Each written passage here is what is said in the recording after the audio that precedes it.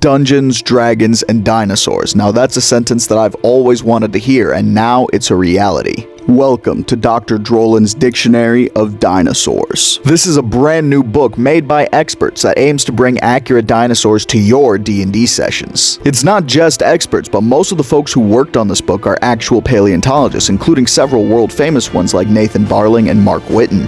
Many of you may already be familiar with Mark Whitten and his work because he's made some amazing pieces in the past, and I've used several on my channel. His work brings the animals in this book to life, and it gives it a very Dinotopia feel.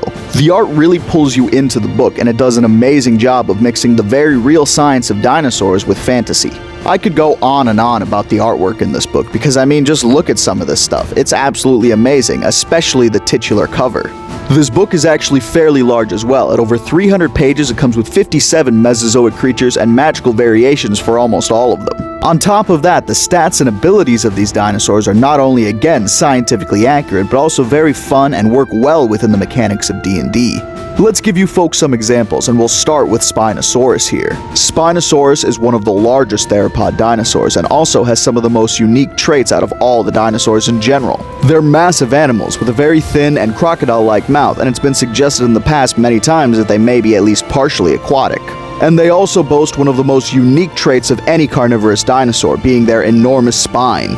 But how do these real-life features translate into D&D? Well, with things like this ability known as reactionary thermoregulation. The sale of Spinosaurus has been speculated to do many things over the years, from display to even thermoregulation. In real life, this would allow the animal to maintain their temperature so they don't get too hot or too cold. In the book, this allows them to use a reaction to gain immunity to both fire and cold damage until the end of the turn. If you've been watching my videos for a while, you know Spinosaurus has something called pressure sensors. Pressure sensors are used today on a multitude of animals, but the ones that'll make most sense is crocodiles use them to detect movement within the water. Based on fossil evidence, we believe that Spinosaurus had pressure sensors in its head, which would allow them to do the same. In the book, this translates to giving them 10 feet of blind sight while they're in the water. Spinosaurus also has incredibly impressive arms, especially for a dinosaur. Because of these arms, Spinosaurus has a hook claw attack, which allows them to move creatures up to 5 feet without them getting to make a saving throw. But honestly, my favorite part about the Spinosaurus stat block are its optional magical rules. This particular one is called Dramatic Reinterpretation, which allows you to change Spinosaurus' stats based on previous iterations. For example, you can raise Spinosaurus' strength while at the same time lowering his dexterity, making him significantly stronger but slower. Or you could go with another interpretation of Spinosaurus, raising its movement speed to 60 feet but removing its ability to swim. And that was just Spinosaurus. What about the other creatures in this book?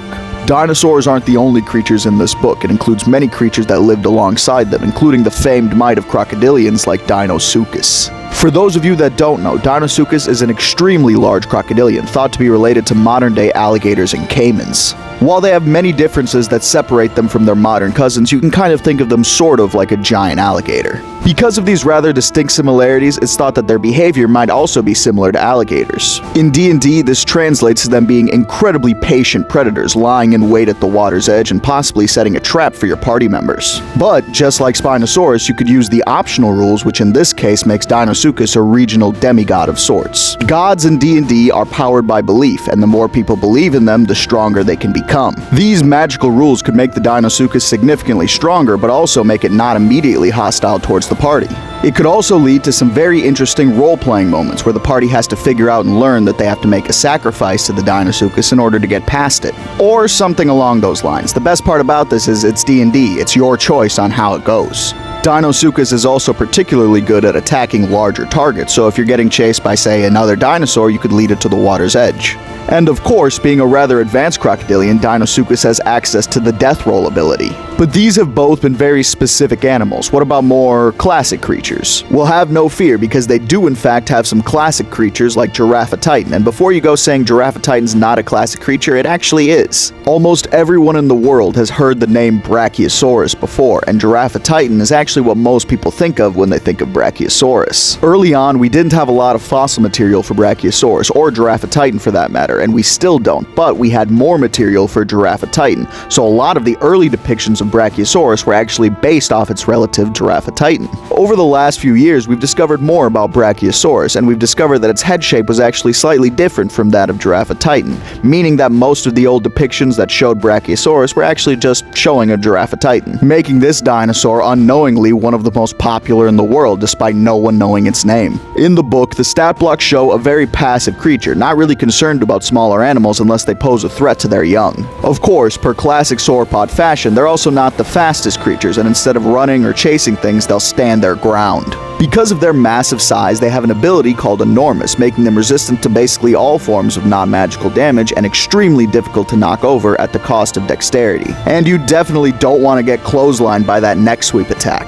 Clearly, the book has most of the popular and classic creatures, but what about some of the more obscure creatures? Well, they've got those too, including this funky-looking pterosaur, Pterodaustro. Pterodaustro is a very unique pterosaur with incredibly specialized teeth that very closely resemble baleen on whales. They would use these teeth very similar to the baleen on whales, scooping up mouthfuls of water and then pushing the water out while maintaining any small creatures that they happen to catch. To aid them in this, it's thought that they also ate gastroliths or stomach stones to help them digest their food easier. All of this together makes a very interesting encounter that's not necessarily focused on combat. You see, because it eats stones, in D&D it has a very high possibility of eating magical gemstones, and that's where the magical table comes in for this creature. Magic gemstones in D&D can do all sorts of things, or they can do more basic things like fire, water, ice, that kind of stuff. It's up to you as the DM to decide how you want these gems to affect the creature, how many creatures you want to be affected by the gems, and if they all are affected by different gems or the same ones. It opens up a great opportunity for some role-playing and possibly some puzzle solving while they try to figure out which one of them has the gem.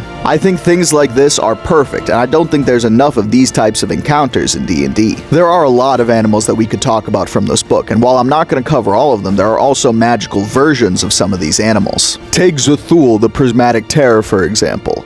Zthul is a gem-covered magical Spinosaurus with some insane abilities. Being a magical variant of the Spinosaurus we discussed earlier, Zthul has a special ability instead of thermoregulation. Instead, it has what the book calls crystalline regulation, allowing it to grant itself immunity to basically any type of damage for a turn. The crystals give it unstable and powerful magical energies, eventually allowing it to release these in some kind of explosion. This explosion deals massive damage, not even including its other attacks, so make sure not to take this guy on until your party's a higher level. But all these amazing animals are just the start. This book also includes some amazing environments that these animals came from. Let's take Hateg Island, for example, a fossil formation that's found in modern-day Romania. Hateg Island is very popular in the paleontology world for being host to dwarf dinosaurs. This is called insular dwarfism, and it's because the animals here got separated from their mainland counterparts, giving us basically dwarfs of a lot of the mainland animals. Of course, there are some exceptions to this, like the top predator of the Hateg Island ecosystem, Hatzegopteryx. Most of the creatures your party would encounter on the island are going to be smaller than their mainland counterpart, but the book has a unique way of dealing with that. I mentioned that term, insular dwarfism, earlier. Well, in the book, this goes even further to be sort of a magical trait that falls over all of the Hateg Island region. This ability makes all creatures that enter the Hateg Island ecosystem, except for those native to it, one size smaller than they standardly would be. This can lead to some funny or terrifying encounters, as your shrunken party now has to defend themselves from creatures like Hatzegopteryx. But it doesn't stop there, because each of these locations comes with unique prehistoric flora that also has magical rules. These include plants like Araliophyllum, a small bushy plant from the Hateg Island ecosystem whose leaves resemble a bird's foot. Using the special magical rulings, these leaves can actually be crushed up and turned into a paste and applied to a character during a short rest to give them a bit of extra healing and movement for the rest of the day. This book comes with a myriad of environments and plants, and there's so many ways you can go about it as the DM. Another really cool part is that all these brand new environments, like the Hateg Island ecosystem, can actually be populated by the brand new dinosaur-based playable races. There are 6 of these new playable races, 5 of which are based off dinosaurs and 1 of which are based off pterosaurs. One of these is the Pluvin, a race based on dromaeosaurids like Deinonychus and Sauroornitholestes. Many things in the past that have been based on raptors are usually savage or vicious creatures, and that's mainly because of things like Jurassic Park. This book takes a very different approach to dromaeosaurids. Because of their higher intelligence, it shows them as a much more peaceful civilization. They live in small villages and towns, and they're based on rural English society. Despite being peaceful, these guys are still obligate carnivores, and so their teeth and claws can still be used as weapons. The Pluven are a quick, speedy, and intelligent race and would do excellent on any dexterity-based character. And again, that's just one of the 6 races in this book, and I didn't even tell you everything about them. The book also features several new subclasses, such as the Bone Sculptor for the Artificer. This subclass is sort of a blend of a necromancer and an artificer, allowing you to put magical properties into the bones of dead creatures. You can harvest parts from creatures you defeated and use those to create and craft new items, weapons, or even constructs. There's also some new backgrounds included, like paleontologist, which allows you to have some tool proficiencies and have some knowledge about the creatures you're going to encounter beforehand. On top of that, there are some new feats, including probably my favorite that has ever existed in D&D, Crocodile Wrangler. Just the crikey ability alone is enough for me. There are some incredible new weapons and items, including the theropod jaw, which heavily resembles a particular weapon in Monster Hunter. But far and away, in my opinion, one of the coolest things in this book are the mutation tables. These tables are meant to add some challenge and flavor to your creatures, so you don't have to use just their base stat blocks, but can spice it up a bit with some new features. This table works for not only the creatures in the book, but the creatures in base D&D and other D&D supplements. It's very flexible and fun, and it can offer a lot to almost any kind of encounter. There are minor mutations for some more minor tweaks, and of course there are major mutations for a big spike in challenge. Some of the minor mutations are very inconsequential in combat, such as bioluminescence, but some are very in-your-face, such as opposable claws. The minor mutations can add some very interesting things to make the combat encounter more complicated, but also more fun. The major mutation table is where things really amp up a notch. The Draconic Evolution trait allows the mutated creature to gain the use of a red dragon's breath attack,